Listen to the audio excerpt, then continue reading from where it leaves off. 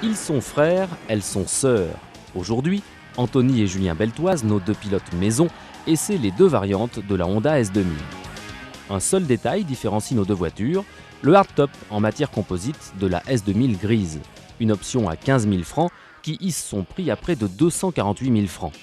Ce toit, bien pratique pour isoler l'habitacle en hiver, se démonte et se remonte en un tour de main. Le surplus de poids de 12 kg n'entache en rien les performances de la sportive Honda. Nos deux petits cabriolets, équipés d'un 2 litres 16 soupapes atmosphériques de 240 chevaux, sont capables de très jolis chronos. 240 km/h en vitesse de pointe, un 1000 m départ arrêté en 26 secondes 5 et le 0 à 100 km/h abattu en 6 secondes 2. Le régime maximum du moteur dépasse les 9000 tours minute, la répartition des masses est parfaite et le combiné d'instrumentation semble tout droit sorti d'une voiture de course. En exploitant ces enseignements acquis en Formule 1, la S2000 a pour ambition de procurer les sensations de pilotage d'une monoplace. Y parvient-elle ? Verdict immédiat des frères Beltoise. Anthony, Julien, donc aujourd'hui l'essai des deux S2000, l'une avec hardtop, l'autre sans hardtop. Première impression, Julien? Les voitures sont très efficaces, aussi bien sous la pluie que sur le sec. La voiture a un super train avant, un train arrière qui suit vraiment ce que tu lui as demandé de faire. C'est génial. Toi, Anthony, ces deux voitures t'ont aussi séduite sur le sec comme sous la pluie? Ah ouais, complètement. Ouais. Bon, déjà, entre la version hardtop et la version sans hardtop, moi je note aucune différence de comportement dans tous les virages du circuit ici à Magny-Cours. Aujourd'hui, si on la place en comparaison avec la Porsche Boxster et la Z3 par exemple, je pense que c'est des gammes de prix assez similaires. Maintenant, la voiture a vraiment une technicité bien spécifique avec ce moteur, 120 chevaux litres, je crois que c'est ce qu'il y a de mieux sur le marché, et cette boîte très sympa à utiliser. En point négatif, ce sont plutôt des choses à l'intérieur de la voiture, dans l'habitacle, qui m'ont gêné, notamment le petit bouton qui permet de laver les phares avant, où avec le coude on a tendance à l'actionner sans le vouloir.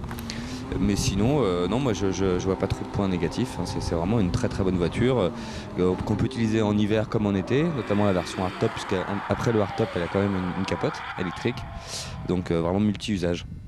Je trouve le volant un peu bas, ainsi que la console centrale, et on touche un peu avec les genoux, mais la voiture est tellement facile à conduire qu'on n'a pas besoin d'être très très bien installé. Cette voiture, alors vous l'achetez ou pas?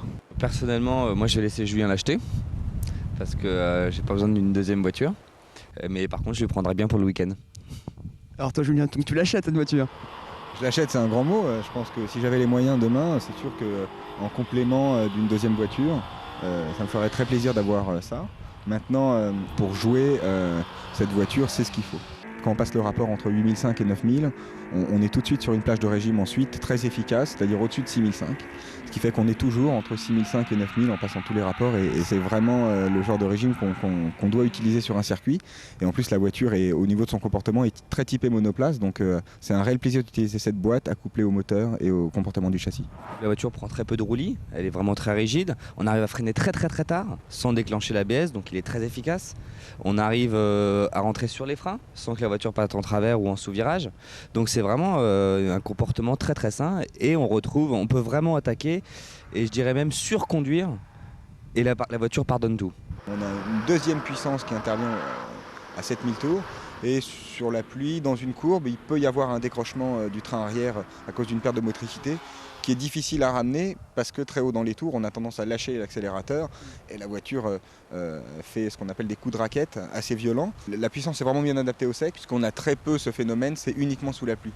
D'accord, bien Anthony, Julien, merci beaucoup pour ce jugement et pour l'essai qui a été décidément assez rock'n'roll, et puis on vous dit au prochain numéro Autolive. Salut!